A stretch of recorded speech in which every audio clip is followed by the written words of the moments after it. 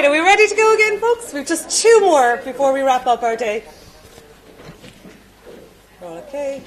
Just quick housekeeping. I think Niamh went around and just asked you all to fill out those feedback forms when you're finished. And if you wouldn't mind dropping those in this really nice decorative box, and your name badges as well, and we'll take them back with us. So next up, we're delighted to have 2 great speakers. You know, we may say we've saved the best till last, so hopefully that's true.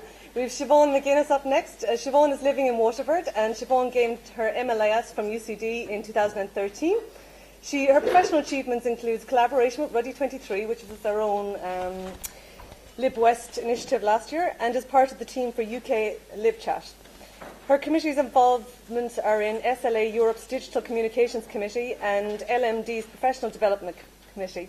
Siobhan is SLA's LMD Early Career Advancement Award winner in 2016. This is a fantastic award that she won, and she had to go over to the States to pick that up, so congratulations on that, Siobhan. It was fantastic.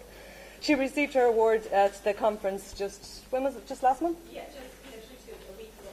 Brilliant. Yeah. So many thanks to Siobhan for coming here. Thank you.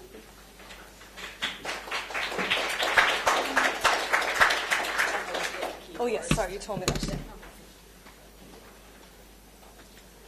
Hello ladies and gentlemen, I am Siobhan McGuinness. Today I'm going to present to you how I find social media to be a useful tool for professional reading purposes, so my literacy for life. I will acknowledge how much we interact online and how much we read through social media. However, my aim is to create an awareness about how we sometimes don't retain and to question why we don't retain this information. Following this conversation, I shall illustrate simple ways to help us retain what we read and keep track of our reading through social media for our CPD purposes. Today, we as library and information professionals can begin a conversation around how reading through social media is crucial to our CPD and ultimately builds our professional literacy skills. So just a tiny bit of background first. As Stephanie did mention, I have recently returned from Philadelphia, where I attended this year's Special Library Association's conference. So here, as you can see in the picture, I was awarded the Leadership and Management Division's Career Advancement Award. It was an amazing experience. And the guy in the middle is the president of SLA, and selfies are a big thing at an American conference, so you have to be able to do it pretty correct. It was an applying for this award where I had to submit an initiative for SLA, and I had many ideas, but I could only put forward one.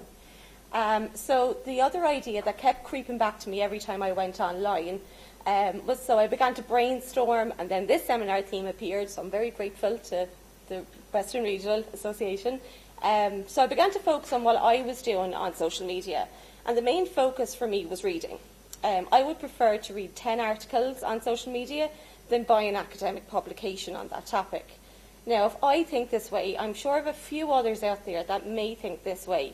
Some may not have access to academic publications for free, or we may not have much money to purchase these publications.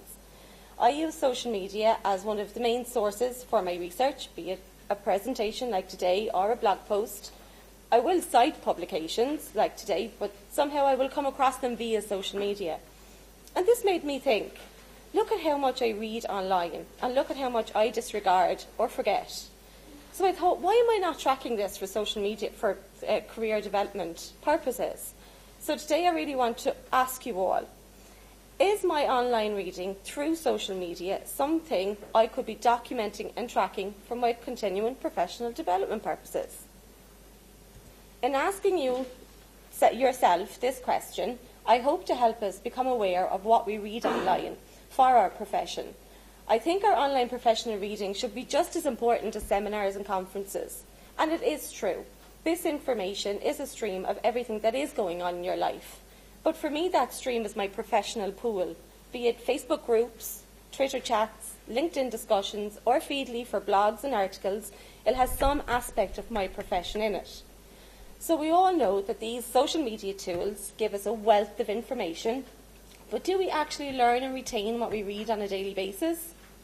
And the answer is no, because sometimes social media is a total waste of time. You try your best to use your commute time or your lunch break to check in with what's going on, the various articles and blog posts that are on Twitter. But before you know it, you're locked into looking at cat memes. In an article I read recently, they say about your social media feeds, it is like staring into an open refrigerator. You're looking for something, though you don't know what, so you just keep staring until you snap out of it. And I've totally been there. For me personally, I get into a vicious cycle of sharing, retweeting and liking. I may read the heading and go, I'll read that later. I'll retweet it to remind myself, and then before I know it, I'm back looking at cat memes again. So, is there anything that you take from today? Is take this. There is a huge potential in tapping into tracking our professional reading, but potential means nothing if you don't do anything with it. And we need to be aware of the value in our professional reading. In building these skills, we can harness them and bring them forward in our professional life. We may wish to apply for ALAI or chartership, and these skills will make this journey all the easier. So in doing the initiative for SLA and having these thoughts, I went back to my books on information overload and information behaviour. But everything I was rereading was not fitting into the idea I had here. The idea of knowing that what we read online being valuable, yet having the professional and the personal sometimes overlap on social media. However, understanding the importance this reading brings to our CPD can also bring many challenges.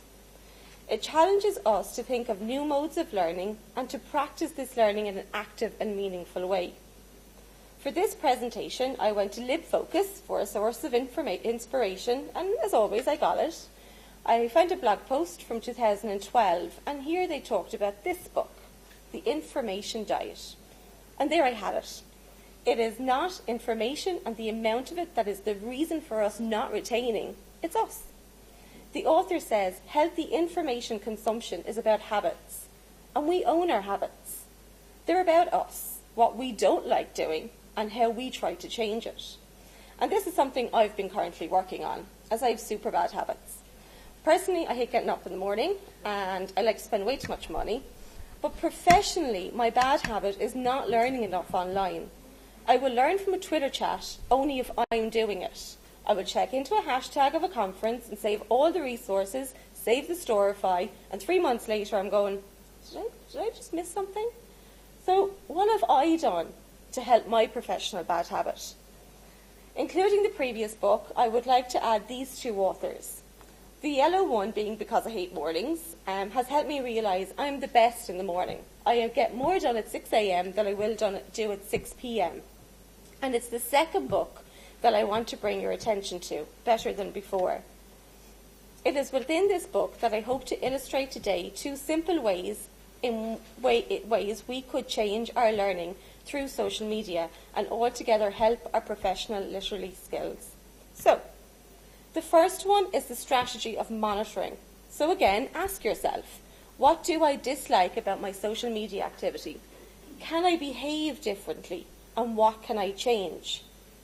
Starting today, acknowledge to yourself what you are going to do. Take a step back and see what it is you are doing.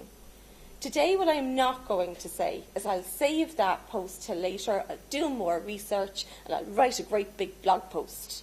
Instead, what I can do with the time and the space that I have. So for me today, I have 3 hours in a bus. Very restrictive. Ask yourself how you're feeling. Will this space encourage me to 1, learn, 2, read, and 3, retain this information? A bus from Limerick to Waterford is not the best place for me to learn. But what I might do is take an hour, a little less, pick an article that I want to read, and using the Notes app on my phone, I'll write a little reflection about that article. So I'm acknowledging I've learned from that article, and then I'll tweet a little link with a snippet saying inspiration for librarians. So in less than half an hour, I've monitored and tracked what I've learned by adding a small reflection. I have learned something by the act of reflecting, and I've engaged and shared with that information by tweeting. Second, the strategy of scheduling. Now here I advise you to bring in the strategy of monitoring at the same time. You will need to tweak the scheduling to work so that you don't go back looking at the cat memes. So for me, it's to be specific. Treat your social media activity in the same way you would brush your teeth. You want them clean, and I want social media to help me with my professional literary skills. Say, I will use social media to enhance my professional reading skills because I love learning and I love sharing my learning. I don't want gum disease in the same way as I don't want to see cat memes because they're both not good for me. One trick I do, and it's trial and error, is, as I mentioned, the Notes app on your phone or your iPad, and I'm including Android users here. I'm not a rep for Apple. So what I would have begun is to create a small journal where I write down what happened while I was on social media. So I'll question what went wrong. I'm on a bus, I'm tired, the radio station is really good, etc., etc. It could be just your feelings. It could be something as easy as I'm having a bad day. Because you have scheduled this time, you think, I have to do it. Please monitor your space and your time, then schedule this to your best ability. Learn from it and try again. Now, I mean this in the most positive way possible. If you wish to enhance your professional literacy skills while online, you need to take some responsibility for your actions.